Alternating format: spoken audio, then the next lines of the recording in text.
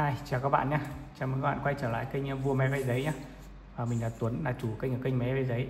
Thì video ngày hôm nay thì mình sẽ hướng dẫn các bạn gấp những chiếc máy bay giấy mới nhé, của những mùa hè năm 2025 nhé.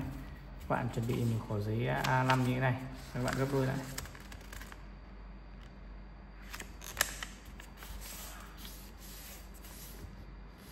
Các bạn biết như này nhé.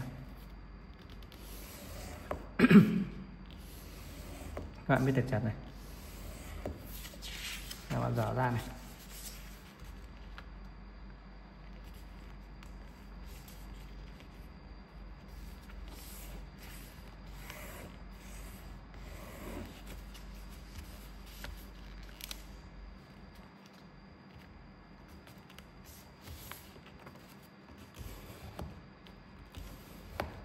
Đấy.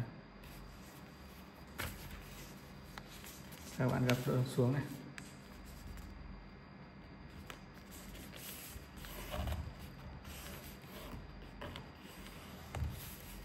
Được chưa?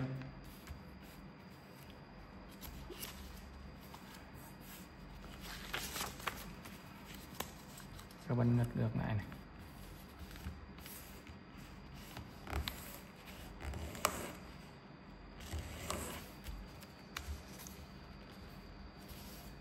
Bên này cũng thế này.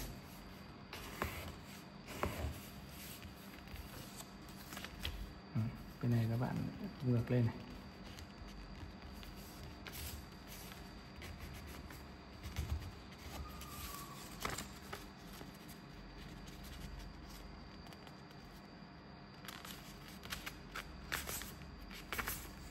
Đấy.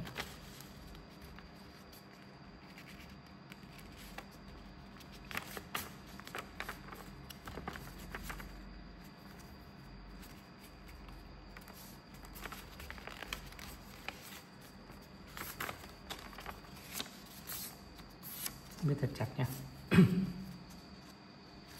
Sau bạn tách đôi ra này.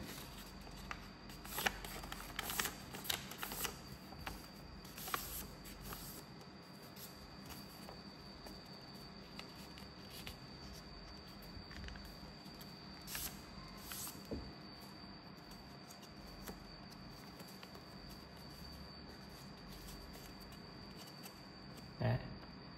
Nó có hai cái vây ở đây nhé. Điểm nhấn rất là rõ ràng với những chiếc máy bay giấy này nhé. Máy bay giấy khác không có điểm nhấn ở đây đâu.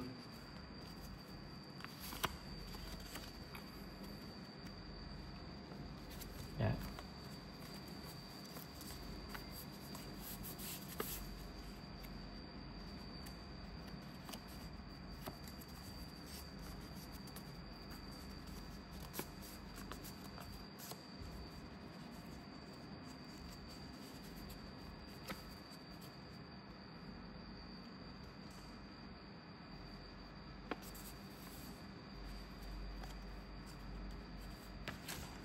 Đây là mẫu 1 nhé. Để mình tiếp một mẫu nữa.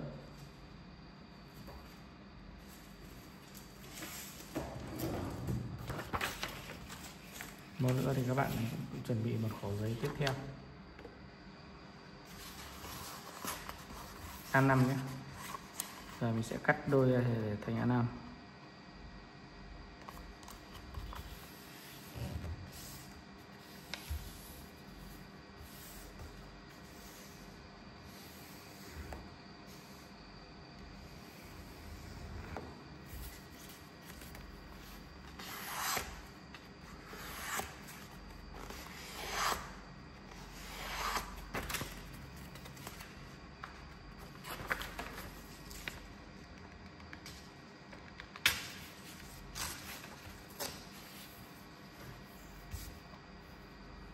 Đó.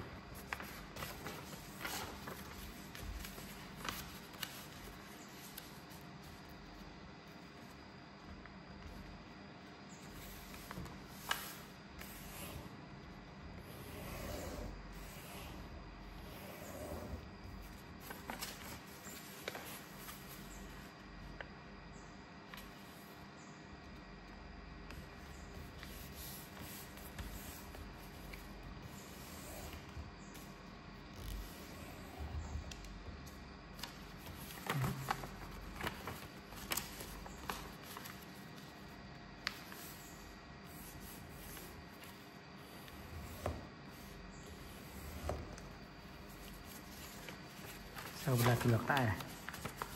Đấy, chúng ta bắt đầu ép xuống này. Xong chúng ta sẽ có một cái lếp như này.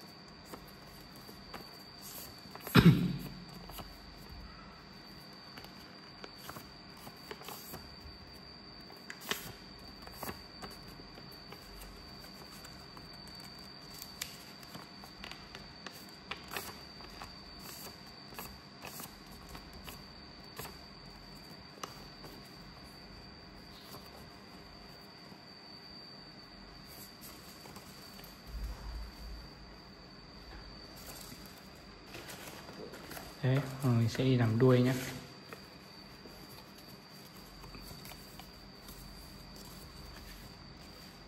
Rồi mình đã hướng dẫn xong các bạn gấp 3 mẫu chiếc máy bay giấy nhé.